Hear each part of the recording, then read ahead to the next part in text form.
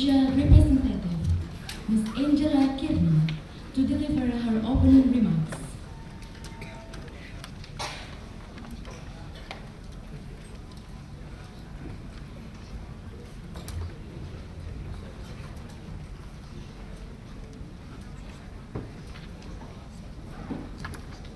Selamat pagi.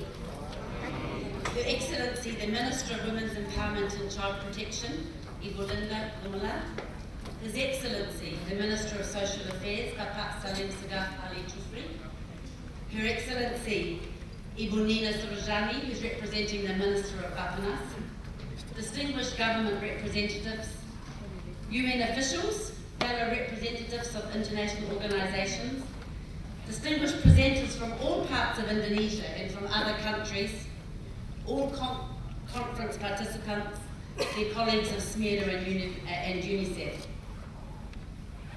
Selamat pagi dan selamat datang di Konferensi Kemiskinan Anak dan Perlindungan Sosial. Saya sangat senang dan bersemangat dengan adanya konferensi yang penting ini. Terima kasih banyak atas kehadiran Anda semua pagi ini. Selama 2 hari ke depan, kita akan berdiskusi tentang masalah kemiskinan anak dan perlindungan sosial. Suatu permasalahan yang sangat penting bagi kita semua. Cukup sekian bahasa Indonesianya. Mohon maaf, saya masih belajar. We are all excited about this very important international conference on child poverty and social protection being held here in Jakarta these 2 days. And thanks so much for all of you being here. During my 4 years in Indonesia as UNICEF representative, I've seen again and again how committed the government of Indonesia is to further reduce child poverty through one of the most advanced packages of targeted poverty reduction and social protection interventions, and through collaboration with a wide range of development partners. I would like to use this opportunity to congratulate and thank our partners in the Office of the Vice President, in the Ministry of National Development Planning Bapanas, the Ministry of Women's Empowerment and Child Protection, and the Ministry of Social Affairs for your collective efforts in further advancing such frameworks in Indonesia. We are all looking forward to a fruitful discussion over the next 2 days, where we will learn together, learn a little bit more, and hopefully have some possible answers to at least some of our many questions. This is the 3rd conference that we're organising in collaboration with the Government of Indonesia, Bapanas, and with our friends from SMERA, through which we aim to bring research and evidence to the core of policy making in Indonesia, and especially in relation to children. I'm especially proud that this year we've been able to expand the conference beyond Indonesia to allow for wider knowledge sharing and learning opportunities from other countries, in addition to our own experiences here in Indonesia.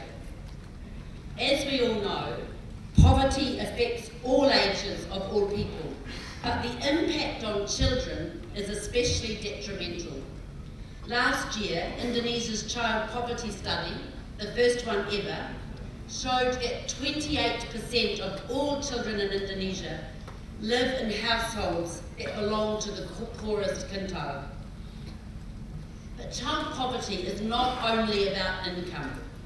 Poverty among children is multidimensional, and it extends to non-material dimensions, such as access to shelter, clean water and sanitation, health services, education, and for birth registration, as well as other dimensions.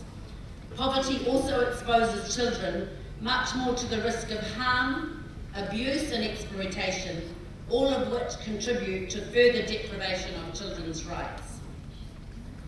Therefore, reducing poverty is critical to fulfilling children's rights.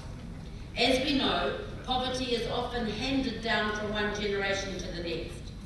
Effective and sustainable reductions in child poverty must be made to break the cycle of poverty and improve the human resource capacity of the current and next generation.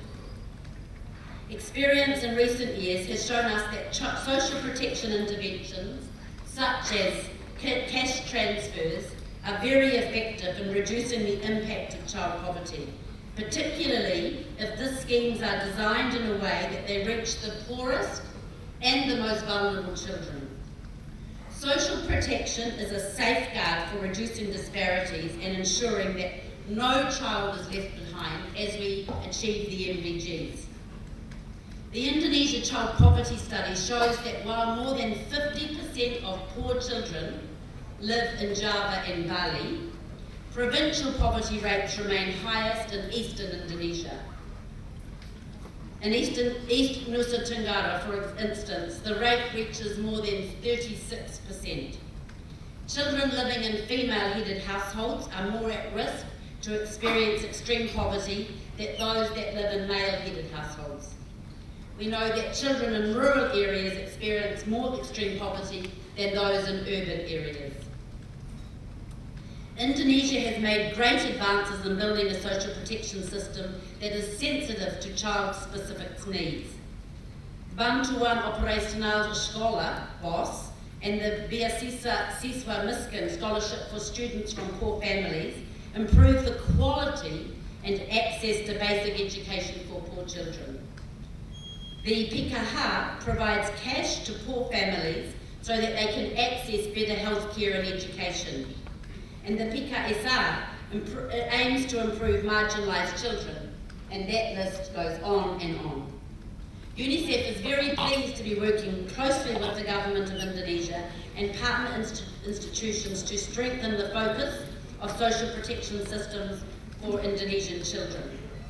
However, despite the progress towards the first MDG on poverty reduction, to which the existing social protection schemes have contributed a lot, we of course realise that there are still challenges ahead. And we need to ask ourselves, are there better ways to identify those children who are particularly vulnerable and at risk? Do we understand all the vulnerabilities that children face? What about children with disabilities? What about children infected and affected by HIV/AIDS? What about children who've been left behind by their migrant parents who are working away? What about children in conflict areas? Children of Indigenous communities? Children who are victims of trafficking and violence? We need to ask these questions. How can we deliver more integrated and holistic social protection programs so that the most vulnerable children receive the full array of services that they need and they have a right to? How do we expand both the depth and the breadth of social protection for the most vulnerable children? And given the diversity of Indonesia, how do we ensure that the social protection mechanisms are sensitive to the local and cultural context, as well as to different vulnerabilities that children face throughout their childhood? All of these questions tell us that we still have a very big job to do, and this job requires strong leadership and good coordination amongst all parties. We are here in these next 2 days to share our experience, our knowledge, and hopefully innovations to eliminate child poverty through social protection. Key pieces of research have been carefully selected for us to deliberate and discuss, and I ask for discussion. We very much look forward to this conference and hope that our discussions can inspire new ideas and solutions towards an even more child-sensitive poverty reduction and social protection framework and system. It's an all too rare opportunity for researchers to share their work on children's issues with policymakers and practitioners in such forums, and for all of us to foster stronger links between evidence generation, dissemination, and advocacy for improved policy making, especially so that we ensure that all children are able to achieve their full potential and contribute to communities which are stable, just, and equitable. I need to especially thank Bapanas for the leadership in organising this conference. It's a first in our region, and I also wish to thank Smeru as our partner in this endeavour. It's taken the commitment and hard work and persistence of many colleagues in Papanas, SMERA and UNICEF, as well as other concerned ministries and partner agencies to bring us together. Good luck to all of you. I hope this conference can provide important evidence to enhance our collaborative work and policy making for children. I look forward to learning with you and to the recommendations and the results of this conference. Let us seize this opportunity and make the most of this special occasion, and together we could make it a milestone in deliberations on child poverty and social protection. For our visitors who've come from outside Jakarta and outside Indonesia, I wish you also an opportunity to further explore, in what little free time you might have, our dynamic and really beautiful Jakarta. Let me end with a poem from Gabriela Mistral. She's a Chilean Nobel peace writer about children. The poem is, "My name is today, tomorrow is too late for me." And excuses for my bahasa Indonesian, but I'm going to try again. And the poem is called Ia Juluki Hari Ini. Kita melukakan banyak kekeliruan dan kesalahan. Tapi kelalaian kata yang utama adalah mengabaikan anak. Menyepelekan mata air kehidupan. Banyak kebutuhan dia dapat ditunda. Tapi anak tak dapat menunggu. Kini adalah saat tulang-tulangnya sedang dibentuk. Darahnya sedang dibuat. Dan narunya sedang dikembangkan. Padanya kita tak dapat menjawab besok sebab ia dijuluki hari ini. Terima kasih banyak.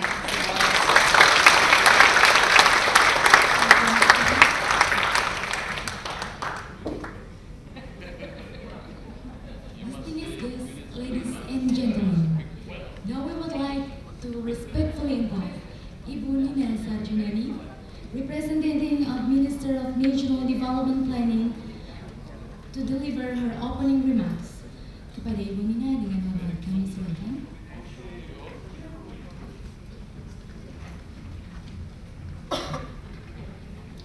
Assalamualaikum warahmatullahi wabarakatuh. Selamat pagi dan salam sejahtera bagi kita semua. Bapak Menteri Sosial yang kami hormati, Ibu Menteri Pemberdayaan Perempuan dan Perlindungan Anak yang kami hormati, perwakilan atau para anggota Dewan yang kami hormati yang ada di dalam ruangan ini, mohon izin kami menyampaikan pidato dari Ibu Menteri Perencanaan Pembangunan Nasional Kepala Bappenas yang tidak dapat hadir pada hari ini, dan beliau menyampaikan salam dan ucapan terima kasih kepada Bapak Ibu sekalian yang telah hadir di dalam acara pagi hari ini.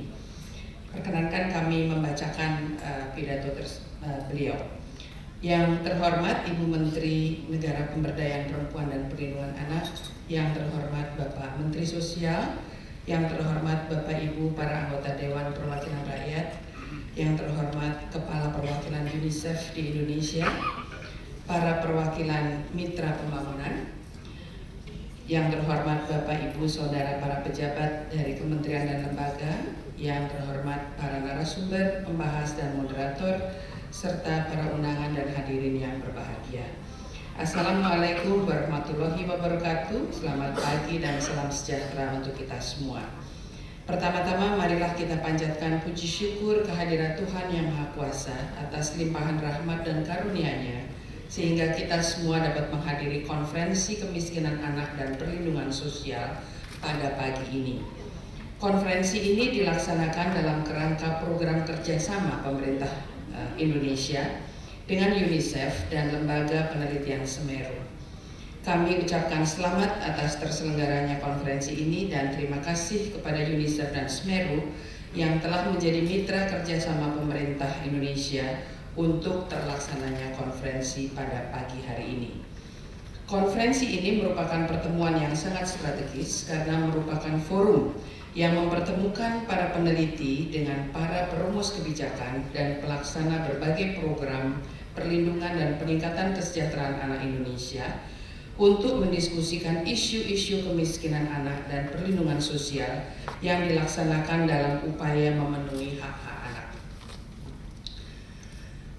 Hasil-hasil penelitian yang didiskusikan pada konferensi ini dikumpulkan melalui proses penjaringan yang diikuti oleh para peneliti dari berbagai daerah di Indonesia dan berbagai negara, khususnya di kawasan Asia. Untuk itu, kepada segenap peneliti yang telah mengirimkan makalahnya, kami sampaikan penghargaan dan terima kasih. Bapak, Ibu, para hadirin yang saya hormati, isu-isu mengenai anak dan kemiskinan terus-menerus menjadi prioritas pemerintah Indonesia. Sebagaimana tercermin dalam berbagai dokumen perencanaan pembangunan Indonesia, penurunan kemiskinan dan peningkatan kesejahteraan dan perlindungan anak merupakan hasil akhir yang diharapkan dapat dicapai melalui berbagai kebijakan jangka panjang pembangunan sumber daya manusia dan penguatan ekonomi yang dituangkan dalam rencana pembangunan jangka panjang 2005-2025. Demikian pula RPJMN 2010-2014 menggariskan bahwa kebijakan perlindungan anak dilakukan di semua bidang pembangunan, khususnya di bidang pendidikan, kesehatan, dan penanggulangan kemiskinan.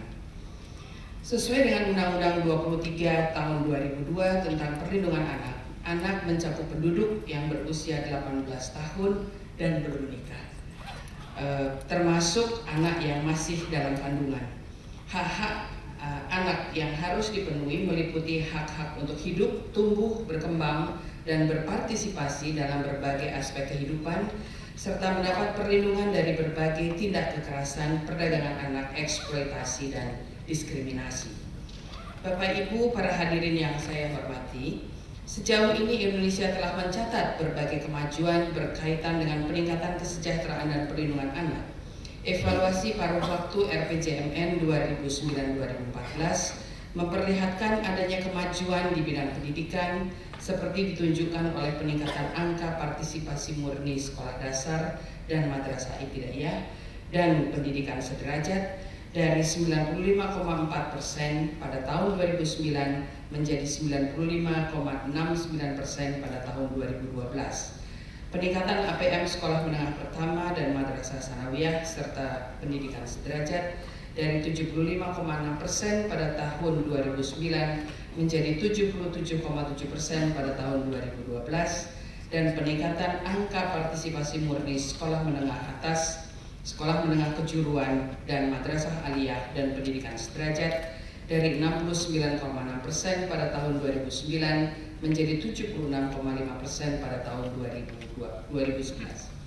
Beberapa kemajuan juga dicapai di bidang kesehatan yang ditunjukkan oleh angka kematian bayi yang menurun dari 34 per 1000 kelahiran hidup pada tahun 2007 menjadi 32 pada tahun 2012. Prevalensi kekurangan gizi balita menurun dari 18,4% pada tahun 2007 menjadi 17,9% pada tahun 2010, dan prevalensi balita pendek atau stunting juga menurun dari 36,8% pada tahun 2007 menjadi 35,6% pada tahun 2010. Bapak, Ibu, para hadirin yang saya hormati, dalam hal pengurangan kemiskinan, kemajuan tercermin dari terus menurunnya angka kemiskinan dari 14,2% pada tahun 2009 menjadi 11,37% pada Maret 2013. Dengan penurunan angka kemiskinan tersebut berarti jumlah penduduk miskin menurun dari 32,53 juta jiwa pada tahun 2009 menjadi 28,0 juta jiwa pada Maret 2013. Penurunan kemiskinan tersebut ditunjang oleh meningkatnya pertumbuhan ekonomi yang ditandai dengan peningkatan pendapatan nasional Indonesia dari 20,7 juta per kapita pada tahun 2009 menjadi 30,5 juta rupiah per kapita pada tahun 2012. Salah satu upaya penting yang sudah mulai dilakukan pemerintah adalah melalui program-program perlindungan sosial. Program Keluarga Harapan misalnya terus ditingkatkan cakupannya dari 774.000 keluarga pada tahun 2010 menjadi 1,5 juta keluarga pada tahun 2012. Pengembangan sistem jaminan sosial nasional juga terus diarahkan untuk mendukung pemenuhan hak-hak anak. Bapak Ibu, para hadirin yang saya hormati, kita semua menyadari bahwa anak merupakan aset utama yang akan menentukan masa depan bangsa. Kesejahteraan anak Indonesia yang berjumlah sekitar 80,1 juta jiwa berdasarkan sensus penduduk 2010 akan ditentukan oleh investasi jangka panjang yang dilakukan oleh keluarga, pemerintah, dan seluruh komponen masyarakat. Dari sudut perencanaan pembangunan, konferensi ini dilaksanakan pada saat yang sangat tepat karena pemerintah sedang memulai proses penyusunan RPJMN 2015-2019. Para pembuat kebijakan menyadari pentingnya penelitian dan kajian yang kredibel dan berkesinambungan sebagai masukan untuk perumusan kebijakan mengenai pemenuhan hak-hak anak dan peningkatan kesejahteraan anak yang berkualitas. Hasil-hasil penelitian yang didiskusikan pada konferensi ini diharapkan dapat memberikan masukan untuk meningkatkan efektivitas upaya peningkatan kesejahteraan dan pemenuhan hak-hak anak Indonesia maupun anak-anak di berbagai negara lain yang berpartisipasi dalam konferensi ini. Sebagai penutup, kami memohon agar kiranya Ibu Menteri Pemberdayaan Perempuan dan Perlindungan Anak dan Bapak Menteri Sosial berkenan untuk membuka acara ini secara resmi. Terima kasih. Wassalamualaikum warahmatullahi wabarakatuh. Menteri Negara PPN Kepala Bappenas Armida Salsiah Alisyahbar. Terima kasih Bapak Ibu. Assalamualaikum warahmatullahi wabarakatuh.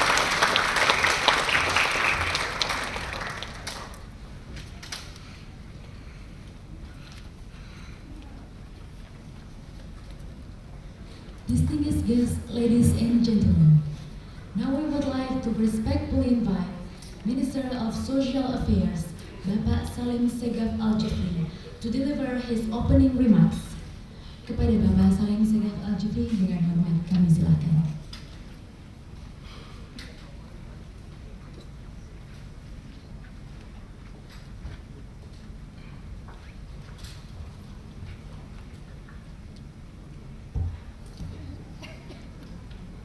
Bismillahirrahmanirrahim. Assalamualaikum warahmatullahi wabarakatuh. Salam sejahtera dan selamat pagi. Yang saya hormati Ibu Linda Amalia Sari Gumelar, Menteri Pemberdayaan Perempuan dan Perlindungan Anak. Yang saya hormati Ibu Armida atau yang diwakili oleh Ibu Nina Sarjunani, Deputi Sumber Daya Manusia dan Kebudayaan, Ibu Anggila, Ibu Kaca Kucur, pimpinan-pimpinan dari lembaga penelitian Semeru dan lain-lain, para peneliti, saudara-saudara eselon 1, eselon 2 Kementerian Sosial Republik Indonesia, para akademisi, pembuat kebijakan, mitra, dan para undangan yang berbahagia. Pertama-tama kita mengucapkan puji syukur pada Allah Subhanahu wa Ta'ala. Pagi hari ini kita masih diberikan kesehatan, keafiatan sehingga kita dapat hadir dalam konferensi internasional yang sangat penting yang berkaitan dengan kemiskinan anak dan perlindungan sosial. Saudara-saudara sekalian, saya pertama-tama memberikan apresiasi, ucapan terima kasih kepada semua pihak, termasuk UNICEF, lembaga nasional dan internasional yang lainnya yang telah berupaya sekuat tenaga untuk memberikan yang terbaik dengan sekian banyak penelitian dalam penanggulangan kemiskinan dan perlindungan sosial, khususnya untuk anak-anak di negeri tercinta Indonesia ini. Kalau berbicara tentang kemiskinan, kita pun juga cukup prihatin. Kita tidak ingin terjadi satu perbedaan yang sangat menyolok antara yang kaya, menengah maupun yang miskin. Oleh itu, Bapak Presiden Republik Indonesia dalam sekian banyak arahannya, beliau mengatakan, bahkan dalam Impres nomor 3 tahun 2010 tentang pembangunan yang berkeadilan, Salah satunya adalah berpihak pada kelompok miskin, pro job, growth with equity, dan environment. Tidak mungkin kemiskinan itu bisa diselesaikan kalau memang situasinya di lingkungan pun tidak sehat. Apalagi yang kita bicarakan pada pagi hari ini dalam konferensi ini adalah kemiskinan anak. Kemiskinan dewasa saja, bukan anak-anak, itu juga sesuatu yang membuat kehidupan tidak sehat, apalagi kalau anak. Nah, ini yang perlu ditangani secara serius, dan penyelesaiannya pun harus dilakukan oleh mereka-mereka yang berkompeten, seperti social worker yang menangani. Kami di Kementerian Sosial ketika melihat anak-anak jam 11, jam 12 malam masih di jalan, menyedihkan sekali. Kita tidak ingin anak-anak tersebut menyelesaikan kemiskinan dengan caranya sendiri. Orang dewasa menyelesaikan kemiskinan dengan cara sendiri pun tidak sehat, apalagi anak-anak. Ketika saya secara pribadi menanyakan kenapa jam 11.30 masih di jalan, jawabannya sederhana, saya kalau nggak di jalan nggak makan. Ada yang mengatakan, saya kalau tidak bawa uang, mama dan papa saya tidak bukakan pintu. Bayangkan itu. Saya tidak melihat mereka bohong. Ini terjadi. Oleh itu, dengan penyelesaian secara simultan, komprehensif, itulah yang bisa menyelesaikan masalah. Sehingga saya sangat senang sekali pertemuan ini adalah pertemuan bukan hanya untuk anak-anak Indonesia, tapi anak-anak untuk negara-negara berkembang di dunia. Kita berikan aplaus untuk Indonesia, Meru, dan seluruh mereka-mereka yang serius menangani. Sebab anak Indonesia, anak di belahan bumi adalah anak-anak kita semua. Ya. Mereka sangat tidak memiliki sesuatu yang di hati, pasti bersih. Tetapi sangat tidak sehat kalau tumbuh kembang mereka juga tidak sehat. Dampaknya bukan hanya pada satu negara, pasti akan kesekian banyak negara di dunia. Oleh itu saya sangat senang sekali. Mudah-mudahan ya, pertemuan yang 2 hari ini nanti juga saya akan ungkapkan akan memberikan dampak yang sangat positif untuk bagaimana menangani kemiskinan anak di negeri ini yang sama-sama kita cintai. Kalau kita kembali ke Kementerian Sosial, kementerian ini sebenarnya sangat banyak menangani masalah anak. Kenapa saya katakan demikian? Karena kalau kita lihat program Keluarga Harapan saja, yang tahun ini angkanya 2,4 juta rumah tangga sangat miskin. Kalau satu rumah ada 2 anak, udah berapa? 4,8 juta. Di Indonesia ini anak yang terlantar sekitar 4,5-4,6 juta anak terlantar. Saya tidak mengatakan seluruh keluarga yang miskin itu anaknya pasti terlantar, tetapi yang merupakan indikasi kuat, kebanyakan juga mereka juga akan terlantar. Kenapa? Karena kemiskinan tadi membuat si anak pun tidak tega melihat ibunya umpamanya bekerja berat. Sebab saya dapatkan juga anak-anak yang mestinya usia belajar di jalan. Ketika saya tanya, dia berbakti sama ibunya. Single parent, dia mengatakan, kesian ibu saya Pak, kalau saya tidak bantu begini. Dia hanya buruh mencuci pakaian dan tidak cukup untuk kebutuhan sehari-hari. Dia korbankan sekolahnya untuk membantu orang tuanya. Ini sesuatu yang luar biasa. Tapi banyak kita dapatkan setelah para social worker kita melakukan assessment, kita dapatkan ya hampir 80% mereka yang di jalan itu karena kemiskinan itu.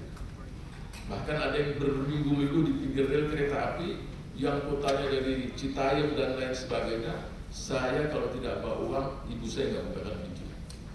Bayangkan anak lagi saja kita khawatir, apalagi anak perempuan usia 11-12 tahun.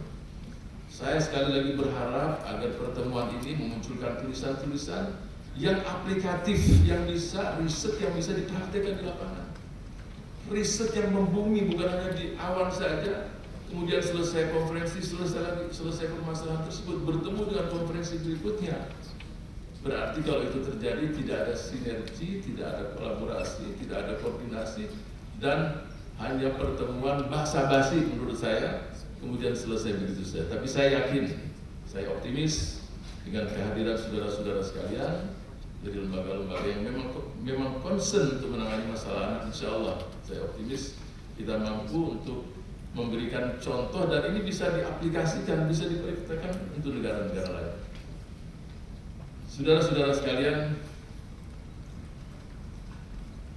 di Indonesia ini ada kurang lebih 500 kabupaten kota. Kita berupaya untuk yang dari 500 ini ada. Nah, kita di Kementerian Sosial pasti juga dengan kementerian terkait kita akan bersama-sama untuk menjadikan atau melakukan uji coba.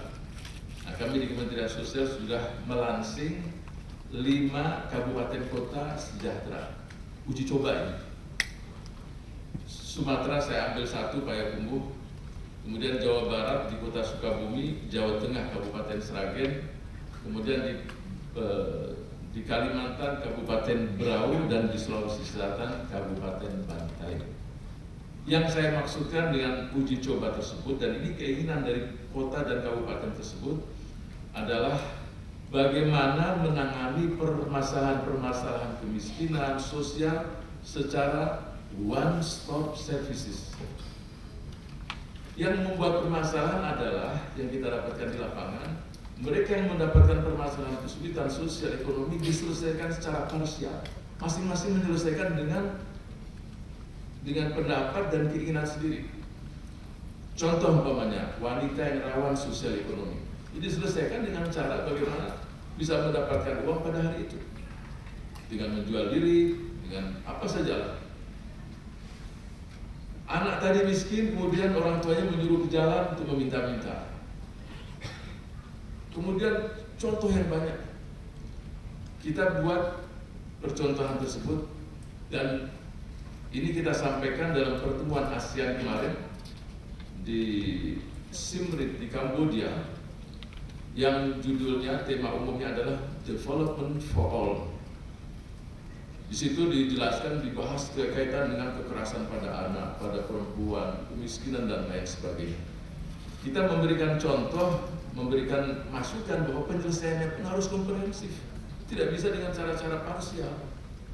Contoh umpamanya, kalau anak diselesaikan, tapi orang tua tetap miskin, dia nggak selesai juga. Olehnya menyelesaikan anak, menyelesaikan bagaimana kesejahteraan orang tua, bagaimana lingkungannya, bagaimana pendidikannya agar tumbuh kembang anak pun sehat, mendapatkan hak-hak perlindungan, tidak ada eksploitasi, tidak ada diskriminasi dan seterusnya dan seterusnya.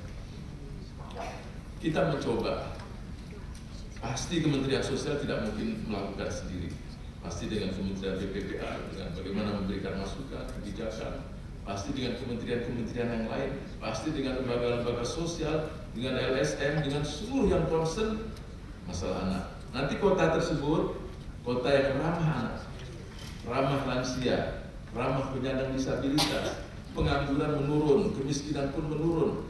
Kota yang bagaimana masyarakatnya memiliki karakter dasar bangsa ini, tolong-menolong, gotong royong, ini karakter dasar. Konflik sosial pun menurun. Yang kita berikan one-stop services, jadi nanti ada loket masalah anak. Jadi yang punya masalah anak dia tidak tinggal mengambil nomor, dia ke loket situ. Saya sudah mengunjungi beberapa daerah masih menggunakan meja. Saya bilang jangan gunakan meja, sebab ada yang sifatnya privasi. Kalau dia ungkapkan di situ yang lain dengar. Kalau loket ya itu aja. Masalah akte kelahiran juga masalah, pengangguran juga di situ. Yang kita dapatkan di daerah-daerah untuk dinas sosial sendiri, nanti pendidikan sendiri, kesehatan sendiri, ini sendiri-sendiri semua. Sudah satu gedung lah. Nanti ada satu loket relawan. Di situ volunteer, di situ pekerja sosial, di situ dunia usaha, di situ akademisi. Saya mendatangi salah satu tempat, saya mengatakan saya ini pengangguran. Saya ingin dijelaskan apa lapangan pekerjaan di sini. Kita uji coba. Di Sragen saya datang. Nah, nanti mereka menjelaskan, ini ada pekerjaan yang langsung bisa kerja, yang gajinya taruhlah 30.000, tapi ada yang lebih tinggi harus menyiapkan sertifikat. Kalau di setiap kecamatan ada unit pelayanan terpadu, atau kita di Kementerian Sosial menamakan Pandu Kepita, pelayanan terpadu gerakan masyarakat peduli Kabupaten Kota Sejahtera. Ini kalau di setiap kecamatan Ya sudah, kemiskinan itu diselesaikan di situ, yang tidak terselesaikan diangkat ke kabupaten dan seterusnya dan seterusnya. Saudara-saudara sekalian, itu sebagai salah satu contoh. Kalau dari 5 ini sukses, yang lain tinggal mencontoh. Taruhlah dari 5 ini yang berhasil sukses jadi kota atau kabupaten sejahtera 3 lah atau 2. Seluruh kabupaten kota di Indonesia juga akan mencontoh di situ. Oh, kemiskinannya menurun benar. Pengangguran pun menurun. Karena dunia usaha pun dia yang tahu peluang-peluang untuk bisnis, bukan mereka-mereka yang dipemerintahkan. Saya berikan contoh ketika saya berada di satu kota, yang di kanan saya ini pengusaha. Dia tanya sama saya, dia katakan, Pak Mensos, ini peluang usaha di sini ada berapa di kota ini? Saya bilang ya ada, ya 3-4 lah. Dia menjelaskan ada lebih dari 100 peluang untuk seseorang itu bisa mencari pekerjaan, lebih dari 100. Sebab kacamata dia dengan saya berbeda. Dia pakarnya, itulah kita buatkan loket di dalam one stop services dunia usaha. Dia siap diikutkan. Relawan itu di beberapa negara bahkan direktur pun siap jadi relawan dunia usaha, karena ada sesuatu yang membuat orang itu senang, bukan hanya mengumpulkan uang, tapi bagaimana membuat orang lain itu tersenyum dan bahagia. Itu kesenangan tersendiri. Orang lain senang, bahagia, bahkan bisa mandiri, itulah yang diharapkan. Saya tidak ingin berpanjang lebar, tapi yang jelas bahwa saya memberikan apresiasi, dan apa yang kita ungkapkan dalam ASEAN Ministerial Meeting yang ada di Kamboja, itu beberapa masukan kita dijadikan rekomendasi. Apalagi setelah hari terakhir tanggal 8 September kemarin, ASEAN Plus 3, Tiongkok, Korea dan Jepang juga hadir dalam konferensi tersebut. Jadi memang ide yang brilian tidak cukup, ide yang gagasan yang bagus tidak cukup, tapi yang tidak kalah penting adalah kolaborasi itu sendiri. Nah, kolaborasi ini harus semua pihak dengan tangan. Sering saya katakan bahwa apapun hebatnya seseorang, kalau tidak menyatu tidak akan terjadi kekuatan di situ. Saya berikan contoh tangan ini. Tangan ini bisa mengangkat berapa kilo? Mungkin kalau bapak-bapak bisa 25 kilo, ibu-ibu taruhlah 10-15 kilo. Kenapa bisa mengangkat? Kan terjadi kolaborasi. Coba kalau tangan ini lepas, tidak menyatu dengan satu tubuh, tidak punya kekuatan. Jadi kebersamaan kita, pemerintah daerah, lembaga-lembaga lokal ataupun internasional, ketika kita bersama-sama dalam menangani masalah sosial, masalah kemiskinan, yang tidak mengenal kelompok, tidak mengenal suku, tidak mengenal daerah, tidak mengenal agama.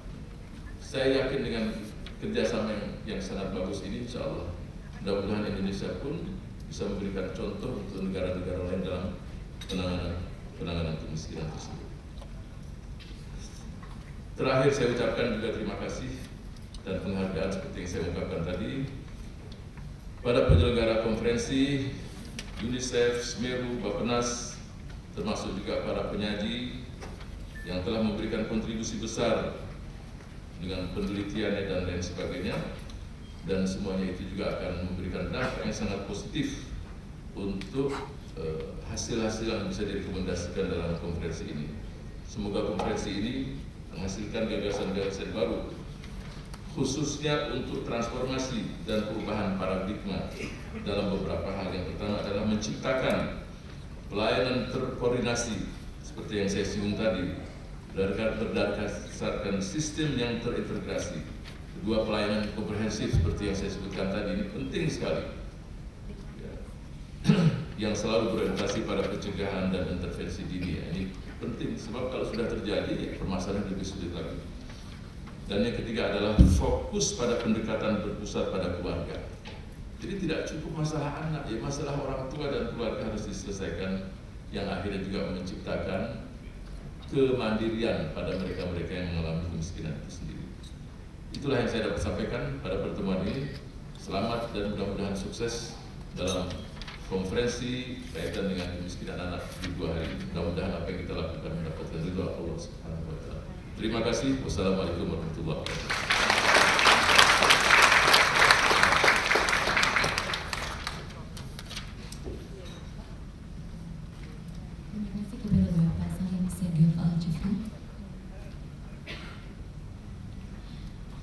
distinguished ladies and gentlemen, now we would like to respectfully invite Minister of Women Empowerment and Child Protection, Ibu Linda Amalia Sari Gumelar, to deliver her opening remarks.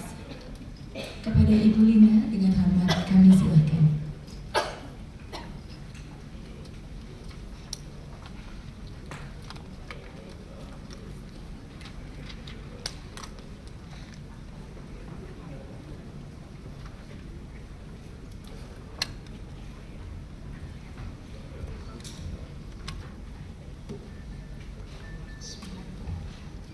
Assalamualaikum warahmatullahi wabarakatuh. Salam sejahtera untuk kita semua.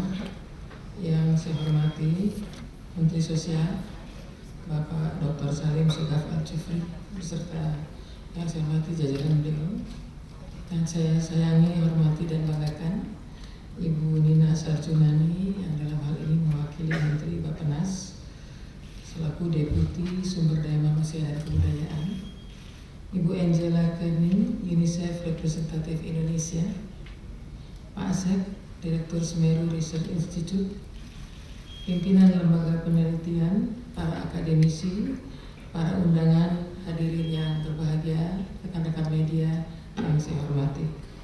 Pertama-tama saya juga ingin memanjatkan puji dan syukur kepada Tuhan Yang Maha Esa, karena atas rahmat dan lindungannya kita masih diberi kesehatan dan kekuatan sehingga bisa hadir dalam suatu acara yang sangat strategis dan penting ini, yaitu untuk mengikuti konferensi yang membahas kemiskinan anak dan perlindungan sosial. Kami tentu ingin memberikan apresiasi dan penghargaan yang sangat tinggi kepada Menteri Perencanaan Pembangunan Nasional, Kepala Bappenas, pimpinan UNICEF Indonesia, dan Lembaga Penelitian Semeru yang telah menggagas konferensi internasional kemiskinan anak dan perlindungan sosial yang ketiga, dan tentu dengan topik yang berbeda-beda.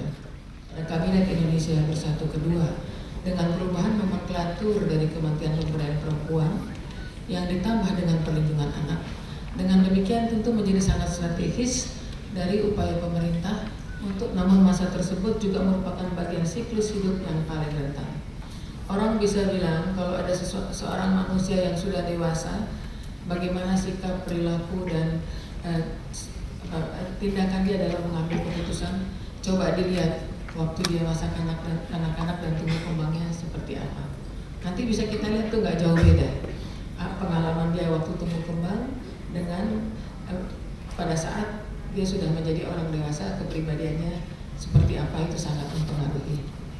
Anak tidak dapat dipisahkan dari keluarga. Tadi Pak Menteri juga menyampaikan bahwa memang fokus di keluarga ini adalah yang sangat dan paling utama, tentu, dan pengasuhnya. Maka itu anak yang mengalami kemiskinan tidak akan mendapatkan akses terhadap kesejahteraan fisik, kesejahteraan sosial, dan kesejahteraan psikologis. Berbicara tentang kemiskinan anak, faktor penyebabnya dapat dilihat dari sisi ekonomi dan sisi psikologi. Dari sisi ekonomi berarti pendapatan keluarga yang kurang dan ketidakmampuan mengkonsumsi sandang, pangan, dan papan yang sehat. Sedangkan dari sisi psikologis, kemiskinan anak berarti miskin kasih sayang, perhatian, kenyamanan, keamanan, pengasuhan yang benar, komunikasi yang sehat dalam keluarga, dan panutan nilai moral. Dengan kata lain, terjadi defisit kasih sayang dan nilai moral dalam keluarga dan lingkungan. Kemiskinan anak dapat terjadi pada keluarga yang mampu maupun yang tidak mampu secara ekonomi. Pada keluarga yang mampu, kemiskinan anak lebih didominasi oleh faktor psikologis.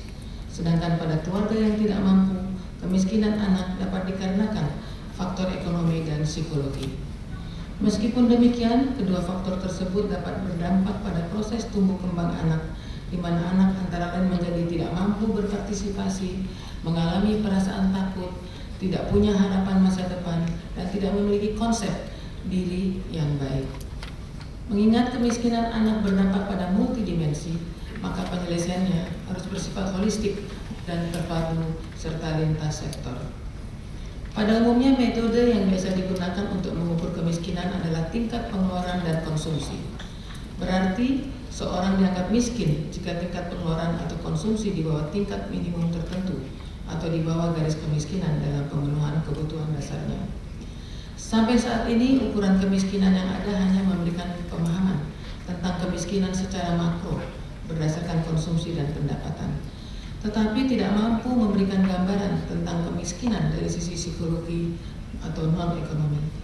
Sekaitan dengan hal tersebut, pada tahun 2010, World Bank telah mendefinisikan kemiskinan sebagai ketidakmampuan masyarakat dalam memenuhi kesejahteraannya pada berbagai dimensi.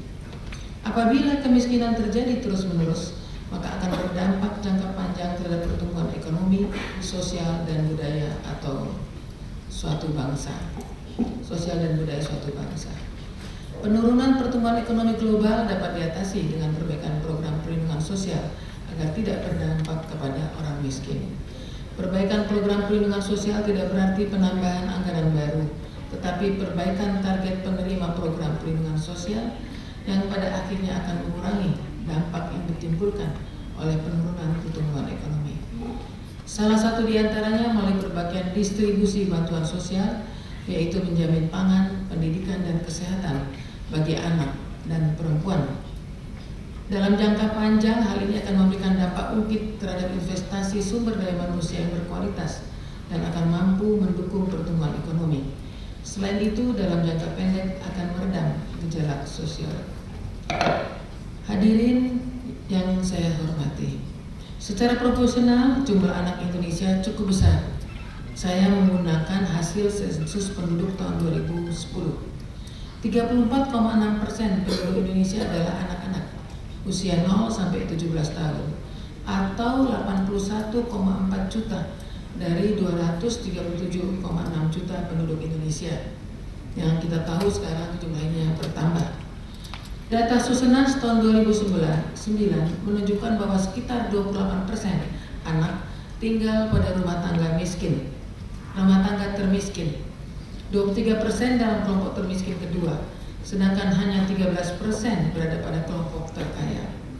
Ini berarti ada sekitar 51% anak termasuk berada dalam kondisi rentan karena mengalami kemiskinan. Ini diolah oleh Semeru sesuai dengan Susenas 2009. Tapi saya yakin dengan apa yang disampaikan oleh Pak Menteri Sosial maupun Ibu Menteri Kepala Bappenas tadi, tentu ada persentase yang akan semakin baik bagi anak-anak yang tadi saya sebutkan jumlahnya. Berbagai data menunjukkan bahwa anak-anak didera berbagai krisis multidimensi yang menimbulkan banyak tekanan dan kecemasan pada anak. Tadi Bu Menteri Bappenas juga menyampaikan tentang hak sipil anaknya. Saya kira itu sangat prinsip karena akte kelahiran ini adalah salah satu nyawa anak itu untuk kita yakin dia dapat tumbuh dan berkembang dengan baik.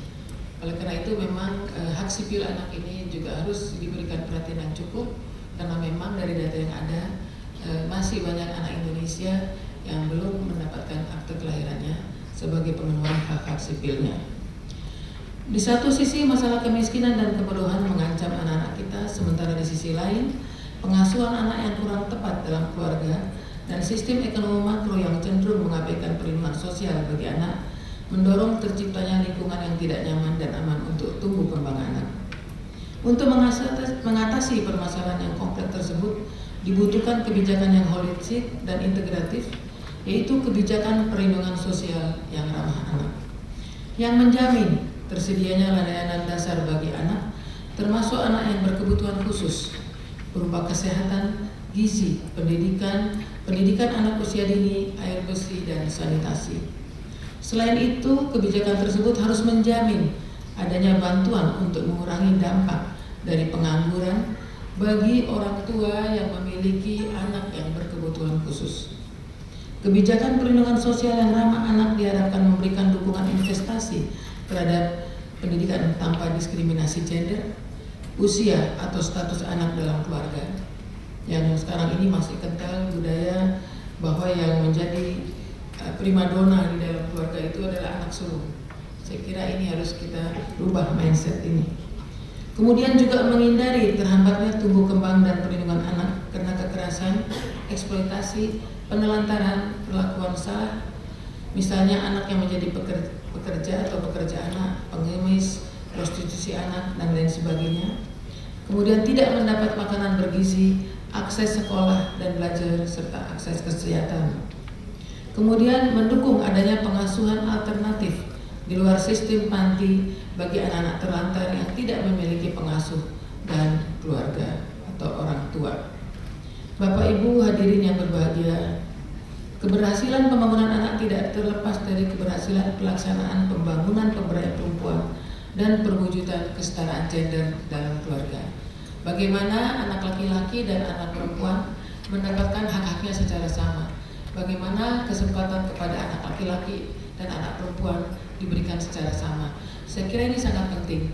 Kalau kita melihat MDGs, butir ketiga adalah pemberdayaan perempuan dan pencapaian kesetaraan gender, tetapi yang menjadi satu perhatian kita lagi setelah Bapak Presiden sebagai co-chair bersama dengan Perdana Menteri Inggris dan Presiden Liberia ya, itu justru masalah ada 12 rekomendasi, justru masalah pemberdayaan anak perempuan dan pencapaian kesetaraan gender itu justru menjadi rekomendasi kedua. Kenapa terjadi ini? Karena saya melihat bahwa dunia melihat masih terjadi kesenjangan terhadap perlakuan kepada anak perempuan dan anak laki-laki. Jadi tentu di sini usulan kami tentang pentingnya pembangunan dan perwujudan kesetaraan gender dalam keluarga harus dimulai memang dari mulai dini, yaitu dimulai dalam keluarga. Anak yang berkualitas dihasilkan oleh orang tua yang berkualitas pula. Bagaimana seorang perempuan mau berkualitas kalau sejak awal dia memang tidak mendapatkan akses terhadap pendidikan, kesehatan, dan hak-haknya sebagai anak. Maka itu dalam pengasuhan anak, peran bapak dan ibu menjadi sangat penting untuk memberikan kasih sayang dan menjadi panutan dalam penerapan nilai moral. Dari perwujudan kesetaraan gender dalam keluarga, nantinya apabila dia menjadi seorang ibu dan seorang ayah, maka dia akan juga mewujudkan suatu keluarga yang kita harapkan mawaddah, sakinah, dan warahmah, atau juga suatu keluarga yang penuh dengan kasih sayang dan panutan. Sehubungan dengan hal ini, maka dalam pelaksanaan seluruh kebijakan, program, dan kegiatan pembangunan dan perlindungan anak perlu selalu diintegrasikan dengan pembangunan kesetaraan gender, pemberdayaan, dan perlindungan perempuan. Bapak Ibu yang saya hormati, demikian beberapa hal yang dapat kami sampaikan dalam konferensi ini.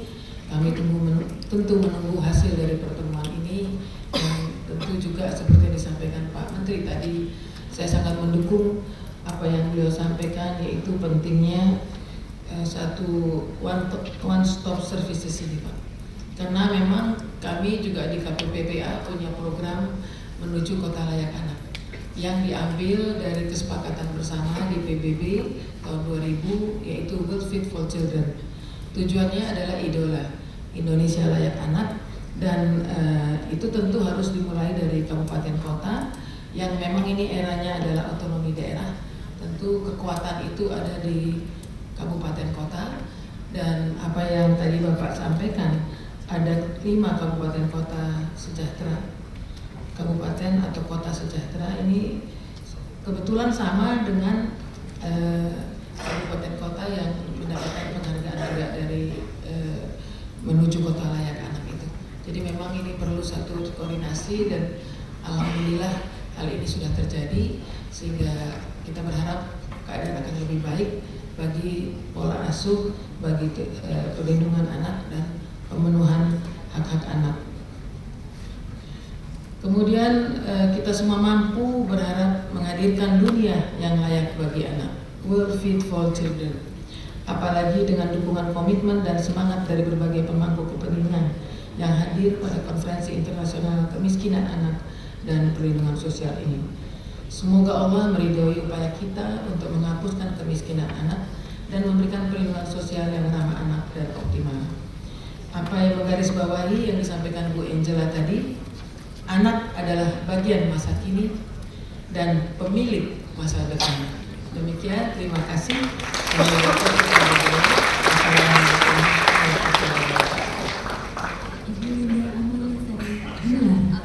Dimohon untuk tetap berada di panggung, sekaligus kami sudah Bapak Salim Segaf ada berkenan ke atas panggung untuk membuka secara resmi konferensi kemiskinan dan perlindungan anak yang ditandai dengan pemukulan gong secara bersama-sama, didampingi oleh Ibu Nina Sarjunani, Miss Angela Kirni, dan Bapak Asep Suryahadi.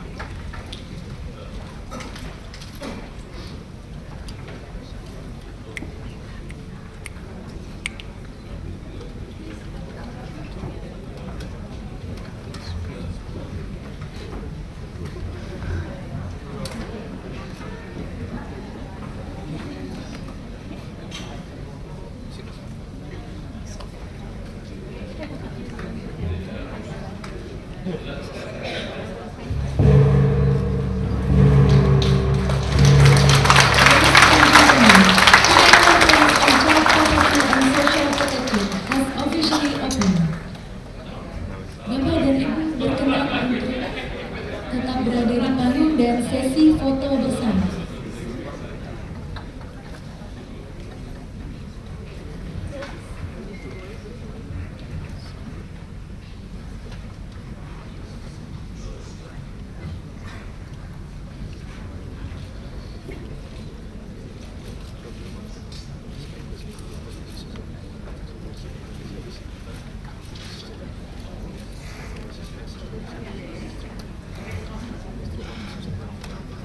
We kindly invite Ibu Linda Maria Sarigumara, Bapak Salim Segaf Aljufri, Miss Angela Kirni, Ibu Nina Sarjunani, dan Bapak Asep Suryahadi to proceed the press conference room. And to all media and journalists, we would like to invite you now to Candi Bentaro as the press conference session will be started.